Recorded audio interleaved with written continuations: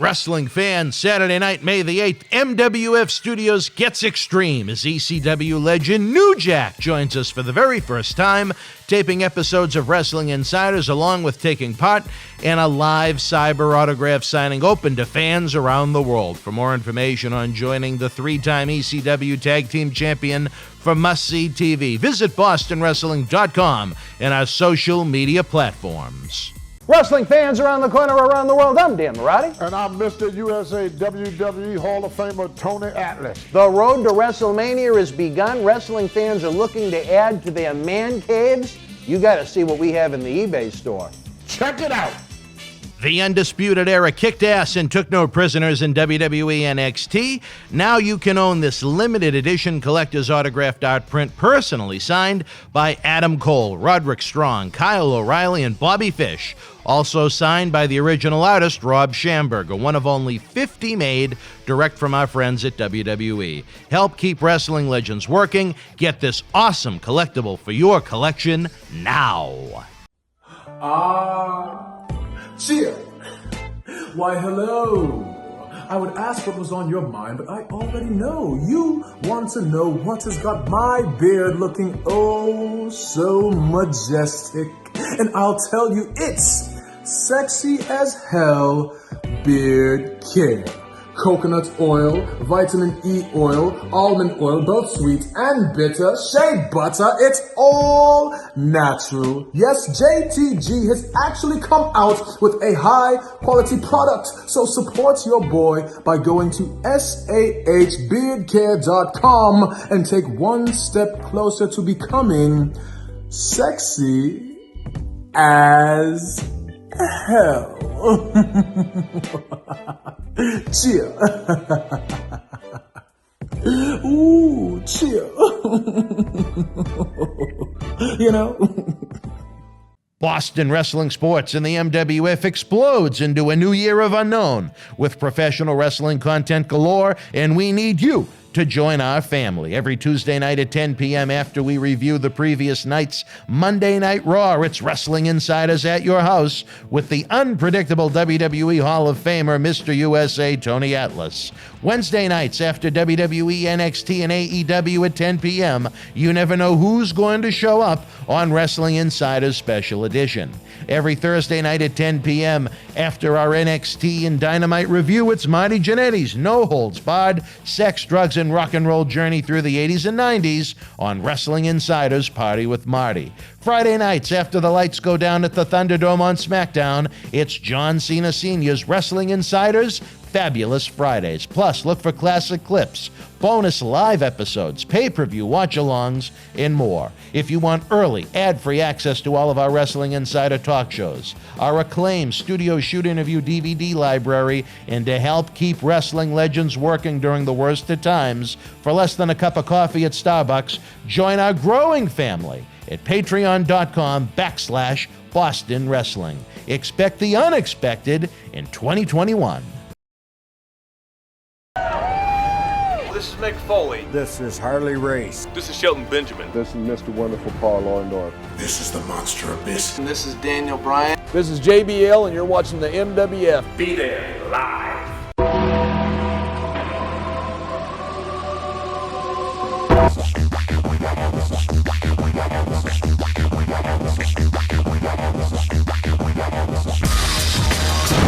Wrestling fans around the corner, around the world, welcome to another installment of Wrestling Insider Current Events. I'm Dan Mirade. I'll be joined by my partner in crime, wrestling expert, Boston Wrestling Associate, Mr. Dave Carter, in just a moment. It is a rainy Wednesday afternoon here at MWF Studios, downtown Melrose, Massachusetts. The zip code of champion 02176. I am confused by the days of the week as this is the first Tuesday night NXT review we have done. They are throwing my brain for a loop. I'm going to be off kilter, almost like those holiday weeks on the Monday, as I always am, but we'll make do with what we can. We had our Friday night phenomenon, Mr. John Cena Sr., with us earlier today. He taped several episodes for your viewing enjoyment after SmackDown the next few weeks. A lot happening here in the MWF. As we know, Saturday, May the 8th, we are expecting the hardcore legend himself, Mr. New Jack, to be joining us live in studio for an extreme series of Wrestling Insiders talk shows. Those should be memorable, if nothing else. Working on some other guests as well as we continue to bring you interactive, engaging wrestling programming 7 days a week, 365 days per year. And we cannot do it without you fans. You are our tag team partners, and we want to wear Tag Team Championship Gold. There's many ways you can help fans. Of course, if you enjoy the show, give us the big thumbs up. If you could subscribe to the YouTube channel, it's absolutely free. It does not cost you anything other than a click of the mouse or whatever device you may be using. If you click the little notification bell, it'll always give you an alert as to when new programs are debuting. Of course, tonight at 10 p.m., we have a new program, Wrestling Inside, a special edition where you have the return of WWF legend, the Native American Tatanka, who continues to break down the year that was WWF in 1992. Very good episode. As we speak, I'm working on tomorrow night's Marty Jannetty episode, which is always a party with Marty, as we like to say. Party with Marty. The party with Marty hasn't ended since the 80s. In addition to that, folks, if you could, especially when it comes to those feature-length studio shoot interview talk shows, share the link across social media on Facebook, Twitter, Reddit, Facebook wrestling groups, wrestling websites, things I'm not even thinking of. Any way you can reach a wrestling fan and let them know we have these great talk shows, it's a big help to us. The numbers in April thus far have not been good. We need to get as many new eyeballs or returning eyeballs with us as we can. Wrestle House was a fun idea. It was a great idea, but to take that much time away from our rhyme and routine, it hasn't helped the cause this month. So we're really asking for a hot tag from you, so to speak. If that wasn't enough, God, there's always more here in Boston wrestling. As we like to mention, the coronavirus has killed the nightlife for a party animal like Marty. But if you're up late at night, beyond watching these great shows, don't forget that the eBay store is open 24/7. WWE had a little mission for me.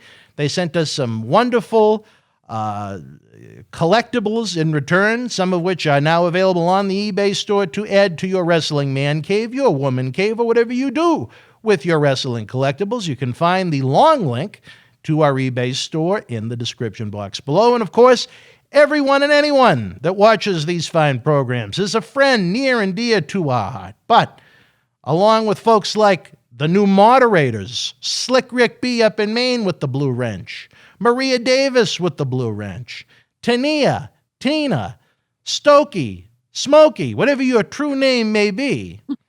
We got to give you the Blue Wrench, Dave, speak of the devil, but you're never there for the premieres, but we'll talk about that off the... The way to join the family, La Familia, is to head on over to patreon.com/Boston Wrestling, where we give you early, ad-free access to the Wrestling Insider in-studio shoot interviews we have each week. We give you access to the studio shoot interview DVD library that has been seen by millions online and millions more on the Howard Stern Show, thanks to the Crazy Iron Sheik. We have Patreon exclusives. We have Patreon perks. And most important, you have the knowledge that you, yes, that fine-looking individual you stare at in the mirror each morning when you brush your teeth on your way to work or whatever you do with your day, are helping keep wrestling legends working. And that's a really important thing during these crazy coronavirus times. I know we did a lot of good when we were down in Tampa. We want to do Wrestle House 2 before July 4th. That's the goal. We got a lot of guys we have to talk to and document. Again, the place to be is patreon.com/Boston Wrestling. And with that said, my partner in crime, Mr. Carter, as we take a peek at the April 20th, 2021 edition of WWE NXT. Yes, it was NXT, April 20th, 2021. We kicked it off with Kyle O'Reilly coming down to the ring. He gets on the mic. He says, TakeOver, he faced the toughest decision, facing Adam Cole. His work and ability speak for themselves. Adam Cole is behind him. To succeed here, you need the killer instinct, ultimate sacrifice to achieve your goals. What's next for me, everybody's wondering. Then your buddy Cameron Grimes comes out. Oh, yeah. He congratulates him. He showed he could stand and deliver. He made a killing on DraftKings. I could invest in you, he said. How about some cool Kyle O'Reilly sunglasses? Kyle says he's cleared and officially can compete. Sorry, tongue twister. Compete tonight. He then looks at Grimes and says, "It is you." Punches out Grimes and basically just starts dancing around. I love this version of Kyle O'Reilly. I love him. At least they gave him something. I thought the promo was good. I think this is going to be a lot of fun seeing him on his own, seeing what he can actually do. You know what I mean? If he stays healthy and everything, I think this could really be something big for him. What do you feel? I love the Kyle O'Reilly presentation. I did not like the material he was given to work with last night. I am not a Cameron Grimes fan. I think you mean that part. Ridiculous. Okay. I think it's nonsense. I think it's too hokey. I think it's too sports entertainment-like. If that's the route they want to go with him, let him die with so many of the others that are on the main roster right now. I think NXT, of any show, is the one that appeals to kind of that younger male audience. And I couldn't imagine a cool 18 to 34-year-old finding amusement and wanting to see more of Cameron Grimes and his hat and his supposed money and his other nonsense. I think it's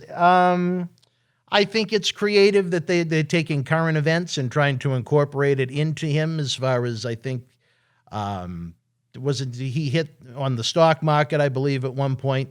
Yeah, with GameStop when that got hot. And now, like you just mentioned, DraftKings and things like that are kind of in the news right now. So, you know, that was pretty good. I just think they're wasting it on the wrong talent.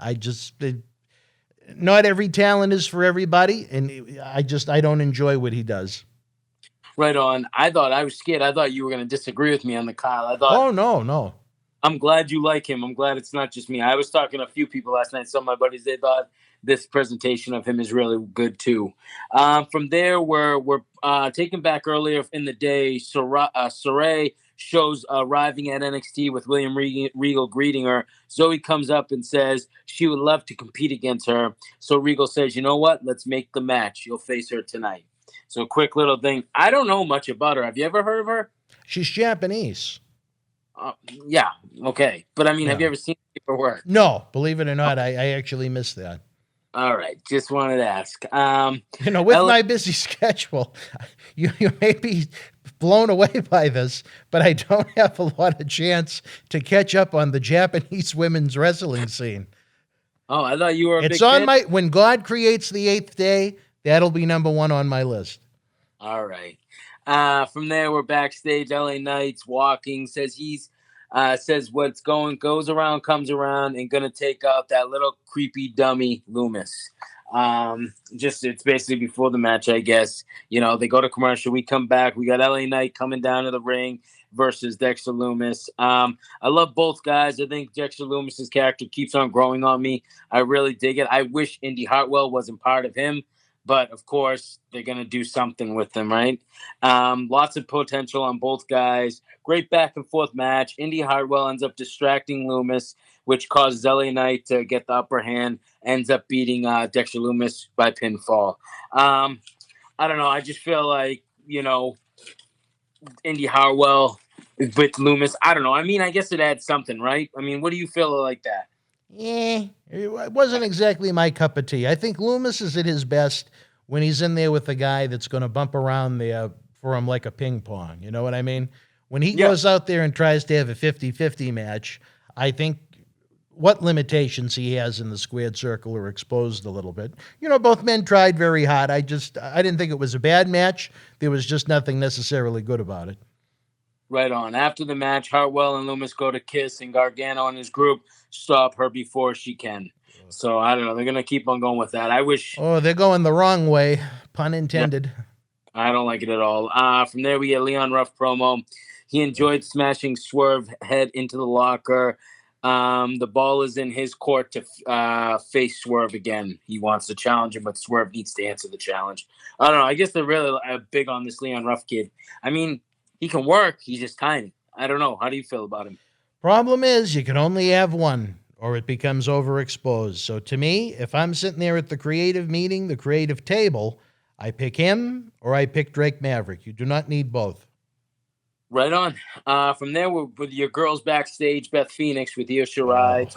about her winning the NXT title. Io says that was the biggest moment in her life. Asked her about the power bomb from Raquel. It hurt. Raquel was the biggest and toughest opponent. Rest is her next thing she's going to do. And then Frankie Monet comes over and congratulates her on such a great run with the title. She wants to fill her spot, she says, while she's gone. Io starts speaking Chinese and then says she likes cats because obviously Frankie Monet walks around with the dog. I love Ty. Frankie Monet is Taya Valkyrie. I think she's going to be very good in the NXT brand because I don't know if you have ever seen her work, which is probably no, so don't yell at me. But she's really good. She's really talented. So when she has her first debut match, I bet she'll turn your head. Yeah, away from the television. Maybe. I know you're not a big fan. No, I mean, I can't. No, I have seen a few small bits and nothing that I have been overly impressed with, but not enough to where I could make a fair judgment at this point.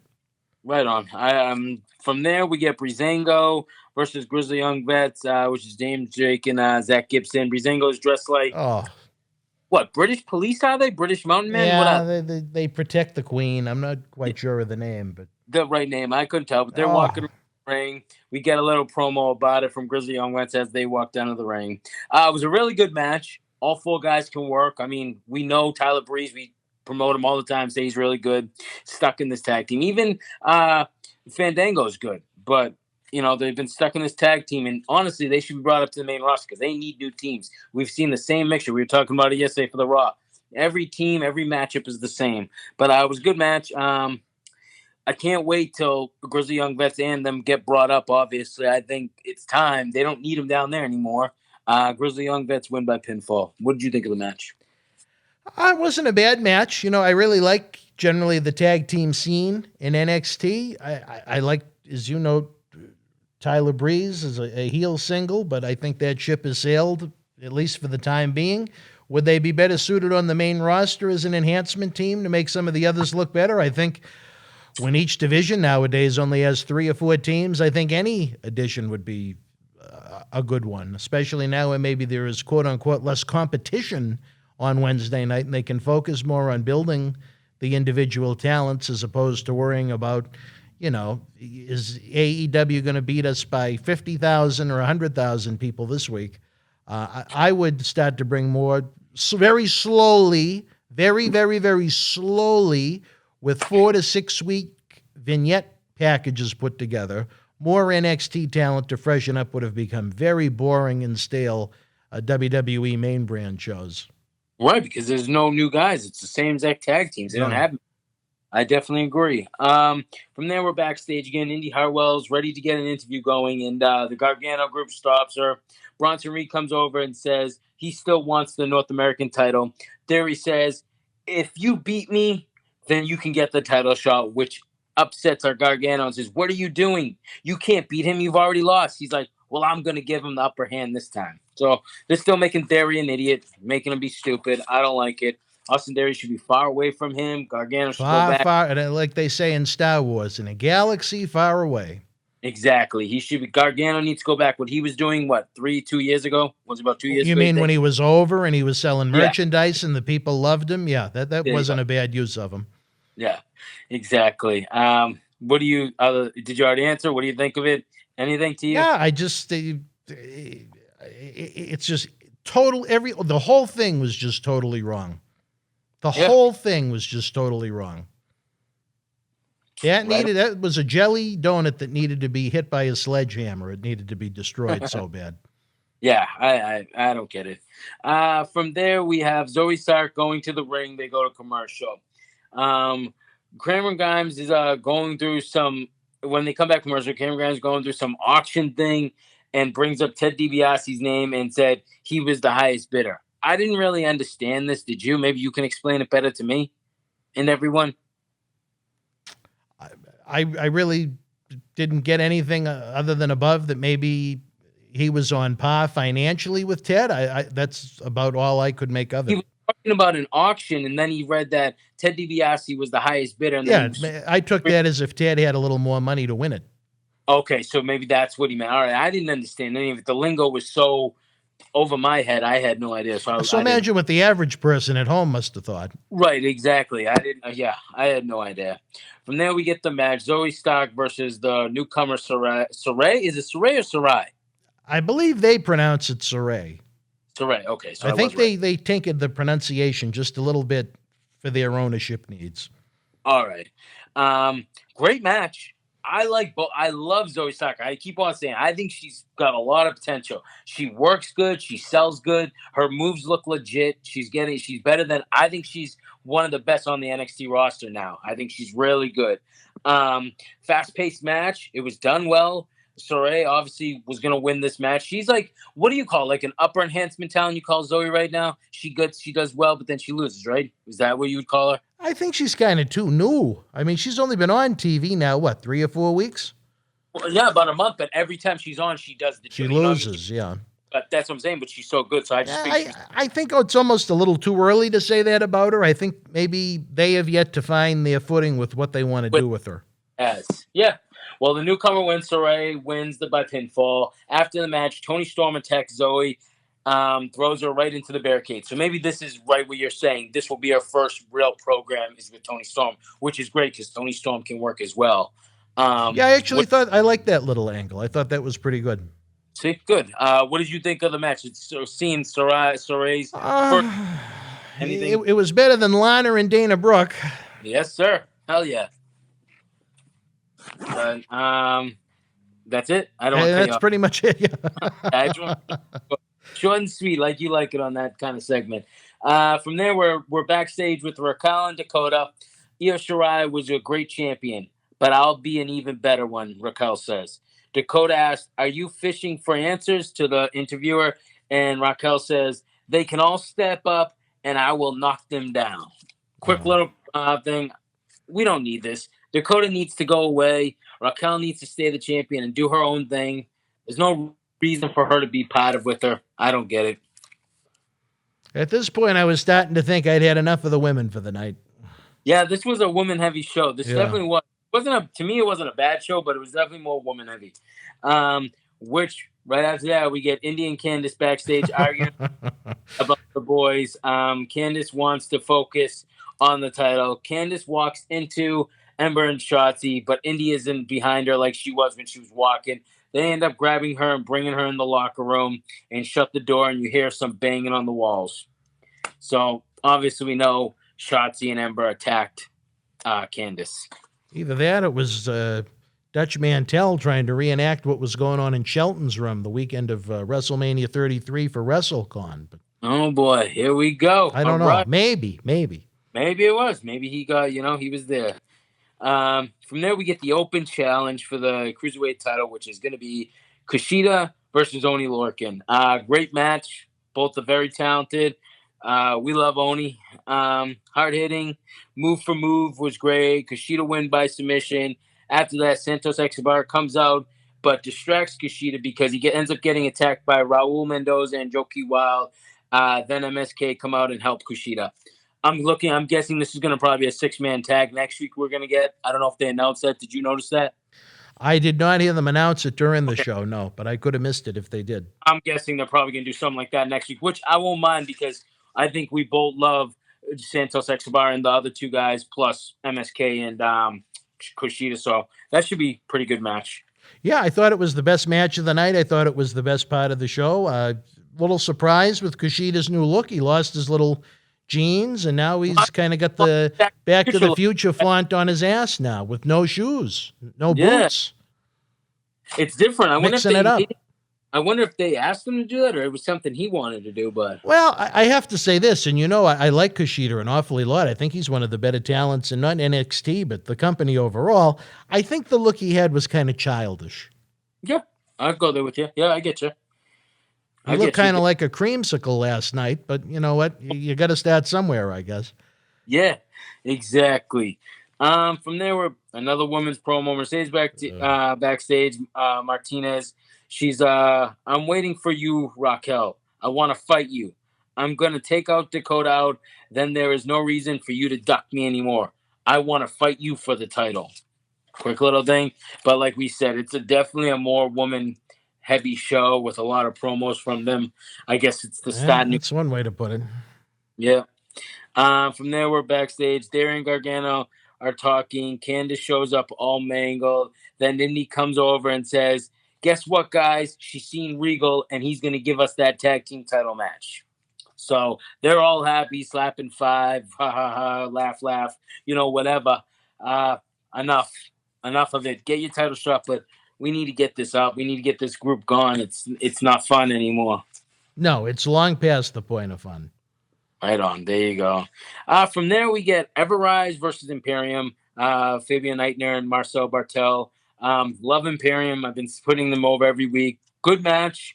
Killian Dane and Alexander Wolf confront each other. And then Drake comes out of nowhere and tries to go after Alexander Wolf. And literally, Killian Dane just throws Drake. So I thought maybe, oh, wait a minute, what's going on here? But nothing. He ends up carrying him out. Imperium ended up winning by pinfall. Everrise, what would you consider them in NXT? Undercard. Everrise is in need of some Viagra or something to perk them up, because to me, there's nothing there. But they keep them around. They do. And to me, there's nothing there. When I thought they were, when I first seen them, I thought, oh, these are guys are going to be like some, enhancement talent that are just indie, workers. But they've been around for like a good year at least, right? My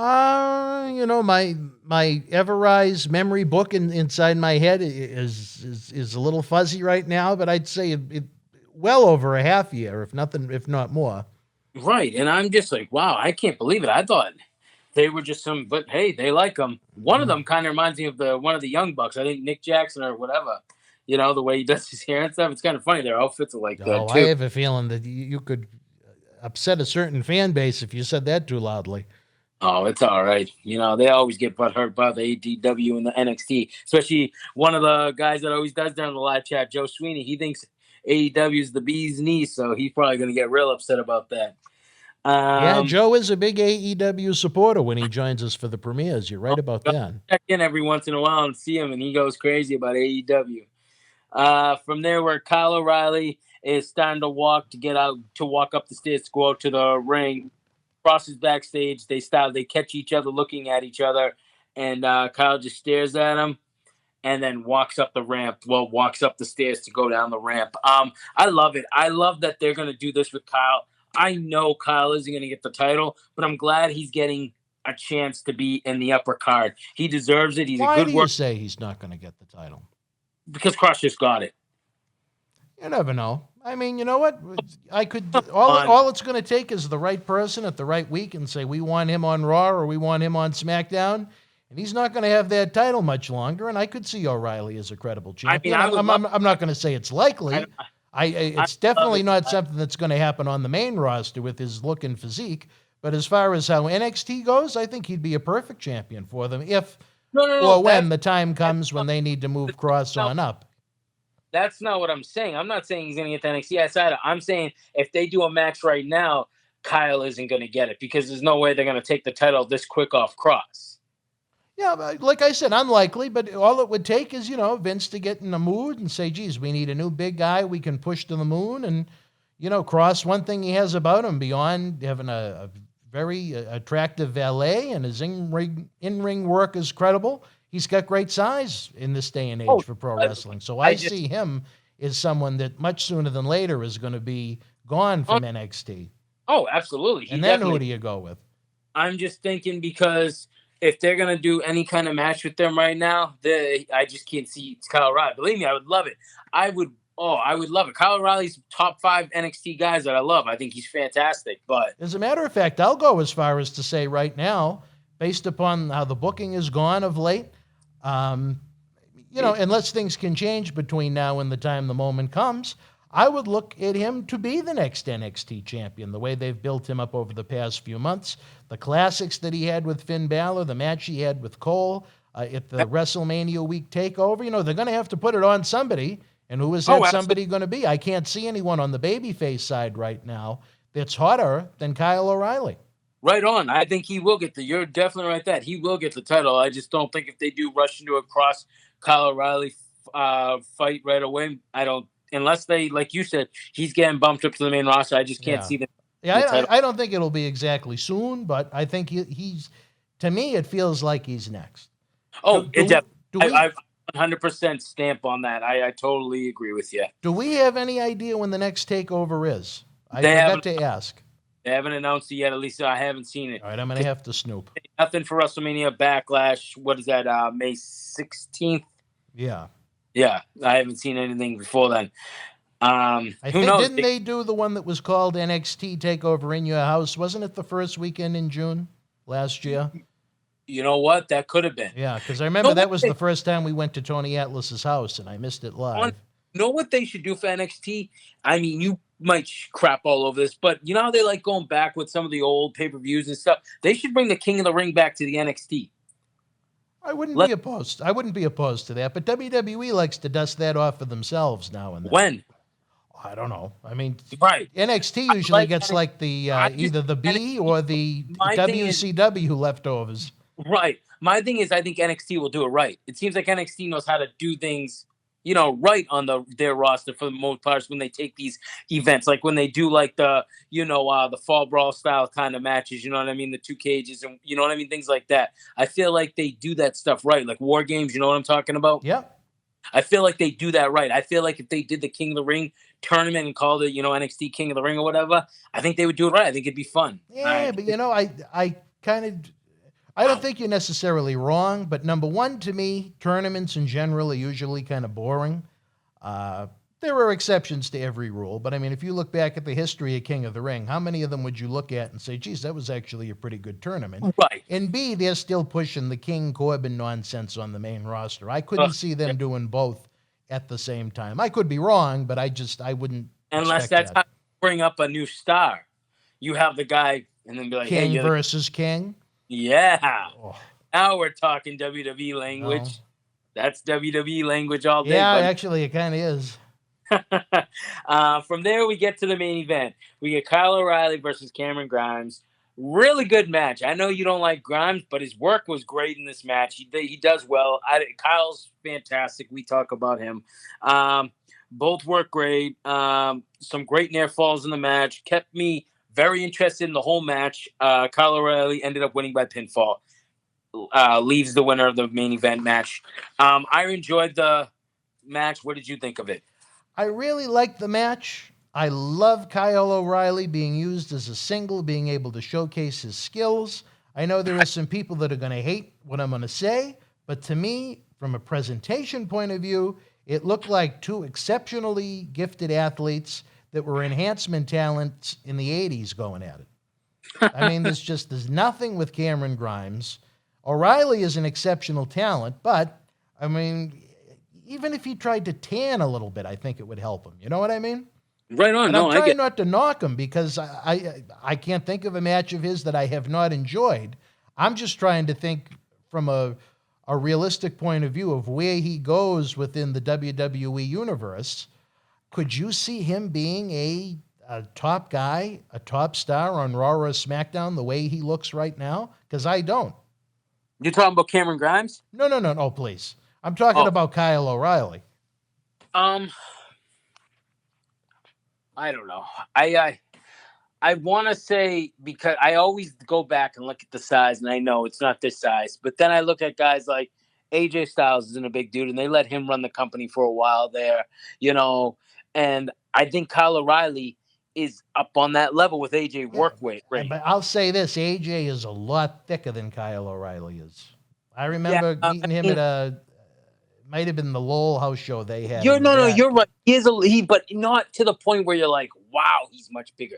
That's my only thing. That's the same thing with Adam Cole when you use that. Is I look at some of these past guys that are great workers right now and that can work no problem and cut good promos, but because their size isn't there, you have me always think back, like, is he right? Maybe he's right because their size isn't big. But then I think of like an AJ Styles who was a champion and he wasn't, and he ran the company for a while there. He ran SmackDown.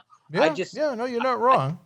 I just don't know. I don't want to. I mean, with your theory, yes, you're probably right. No, his size. But I would like to think they'll look past that and be like, you know what? We did it with AJ. Kyle's got a great thing going right now. Fans are really attracted to him. They like what they see. Let's give him a shot. But who knows? That's not how WWE ever thinks. So I would say out of the foursome, the one that would have the best shot at success on the main roster would be Roderick Strong.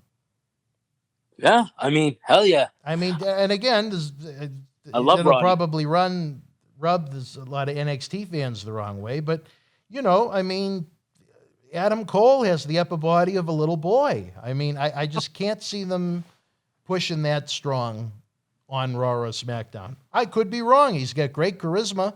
He's a good promo, but I just think that he's just so frail looking up top.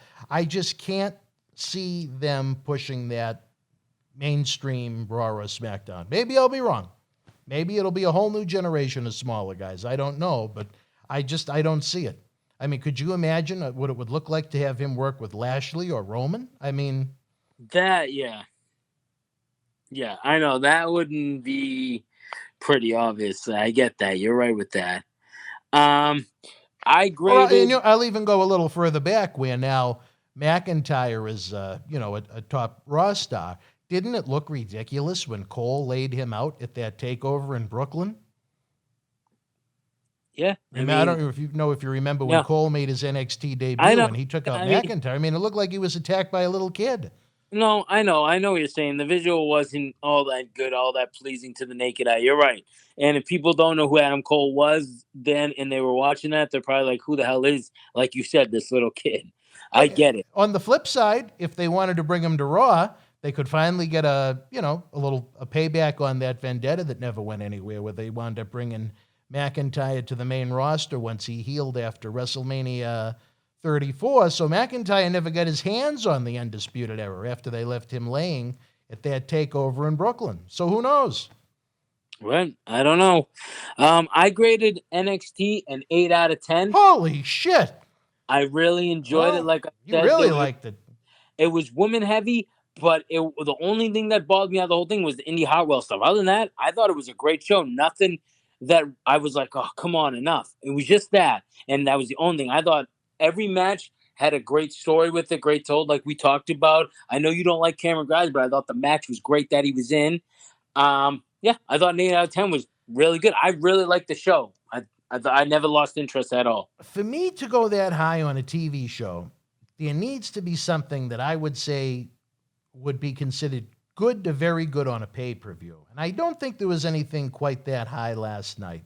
I enjoyed Kishida's work quite a bit. I thought Kyle O'Reilly's work was very good. But overall, I thought the show was, I would say, good. So I gave it a 6 out of 10. All right, 6 out of 10. I mean, hey, you know, that's what you got. A very respectful effort. It was not a boring show. It was not a bad show. It was a little women heavy. I didn't like that they continue to use, what are they called together as a team? Breezango is idiots, but, that ship has sailed a long time ago. Yeah, I mean, it wasn't Raw, though, right? So that's the only good thing. Hey, you know what? And then it could have been that, right? Exactly. For news and notes, I mean, there's really nothing because we're just talking about NXT heavy. So other than that, there was really nothing I read other than Triple H talking about he called it the imaginary war that was moving to Tuesday nights. He said there really wasn't a war with AEW, that you're competing against all different shows on a Wednesday night, not just one. I read the interview he had. So, I mean, you know what? I never thought it was a Wednesday night war either, because you got NXT, which is what? WWE's C show with no real big stars on it, against AEW's top dog, and they're losing by maybe 50,000, 40,000. Sometimes they beat them. I mean, on some weeks it was 100,000, 200,000. But John Cena Sr. and I actually did an episode about that today that I think the fans might find kind of interesting. Right, and I just think... what would AEW's numbers have looked like if it was against Raw or SmackDown? You know what I mean? Exactly, and that's why I'm saying you're using NXT, who doesn't have any of their big names on that show other than one guy, I guess you could say Finn Balor. Other than that, none of these guys have been to the main roster. So they're all here, and you're competing against your top dog. You're putting your top game against a C show, and you're only beating them, like you said, once in a while, maybe 100,000, but most of the time it's between 30 and 50,000, and sometimes NXT beats them. So, Well, I think a good comparison would be, what would NXT do against AEW Dark or AEW Dark Elevation? You know what I mean? Yeah, right. And I'm not even trying to be funny. I mean, those are not AEW's A shows Right. And exactly. NXT is not WWE's You know what? A show. I That's a actually good like that. comparison to me. I like that. That is a good comparison. Now that I think about it, you're right. That's a perfect example. That's a perfect comparison. I like that a lot. Well, I'll say this. I think the fans are going to be, I know you'll be in for a treat, especially because you know my sense of humor with some of the episodes of John Cena Sr.'s Fabulous Fridays that we taped tonight. When we talked about the releases, and nothing against the guy, but poor Tucker, I almost fell out of the chair. I was crying so hard, near tears.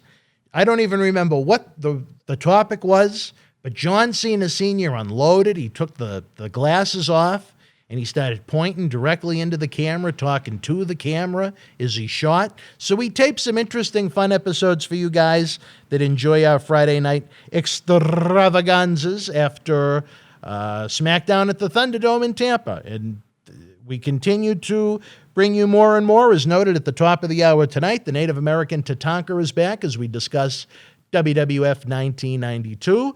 Tomorrow night, the party with Marty continues, and it is just a buffet of crazy when it comes to Marty. That'll be a lot of fun. Friday night after SmackDown, John Cena Sr. and I look at night 2 of WrestleMania 37. We're going to have our weekend review Saturday night at 10 p.m. And don't forget, this Sunday night, LIVE Live. It is Impact Rebellion. my second guess. It's going to be a big one. It is a battle of AEW's champion versus Impact Wrestling's champion. It is a battle of Boston Wrestling MWF alumni, where both Kenny and Rich have competed here in Boston Wrestling in the past. So I'm really looking forward to that main event. We have a lot of fun when we're able to go with you guys live. As we noted, there are so many ways you can help what we're doing, whether it's a simple thumbs up to the videos, sharing the videos, subscribing to the YouTube channel. Then there are the great things, the wonderful, lovable things you can do, like the Super Chat, the eBay store, the Patreon over at patreon.com/Boston Wrestling. Again, Wrestle House was financially straining to pull off, and at the same time, it took our attention away from our efforts here on the channel, and April is not looking like a good month. So if you can help, if you love what we're doing, pitch in what you can. If you can't, you're still a friend of ours anyway. We're glad you're here. For my partner in crime, Dave Carter, we will be back yet again tomorrow night at 7 o'clock to break down tonight's AEW Dynamite from Ursula Daly's place in Jacksonville, Florida. For Dave Carter, I'm Dan Mirade. We'll see you tomorrow night, and stay tuned. The top of the hour, 10 o'clock, we're back with Tatanka. The World Wrestling Federation was live in Cincinnati, Ohio, Saturday, April the 21st, 1984. In the opening contest, B. Brian Blair beat Steve Lombardi. Dr. D. David Schultz with the win over Polish Power Ivan Putski. Spike Huber defeated Billy Travis. Tiger Chung Lee victorious over Pete Sanchez. Tony Atlas and Rocky Johnson battled Rowdy Roddy Piper and Mr. Wonderful Paul Orndorff to a no contest. And in the main event, WWF World Champion Hulk Hogan retained the title over Greg the Hammer Valentine via disqualification. If you were in Cincinnati live, share your memories in the comment section below. Use the links in the description box to keep Wrestling Legends working in our eBay store and on our acclaimed Patreon streaming service, so we can bring you more interactive superstar shoot interviews to relive the good old days of professional wrestling. Check it out. Boston Wrestling Sports in the MWF explodes into a new year with professional wrestling content galore and need you to join our family. Every Tuesday night at 10 p.m. after our Monday Night Raw review, it's Wrestling Insiders at your house with WWE Hall of Famer Mr. USA Tony Atlas. Wednesday nights at 10 p.m. after NXT and AEW, join rotating legends on Wrestling Insiders Special Edition. Every Thursday night at 10 p.m. after our NXT and Dynamite review, it's Marty Jannetty's no-holds-barred sex, drugs, and rock and roll journey on Wrestling Insiders Party with Marty. Friday night after SmackDown, don't miss John Cena Sr.'s Wrestling Insiders Fabulous Fridays. Plus, look for classic clips, history videos, bonus live episodes, pay-per-view, watch-alongs, and more. For less than a cup of coffee at Starbucks, get early ad-free access to our Wrestling Insider talk shows, our acclaimed studio shoot interview DVD library, and help keep wrestling legends working during the worst of times. Join our growing family at patreon.com /Boston Wrestling. Expect the unexpected in 2021.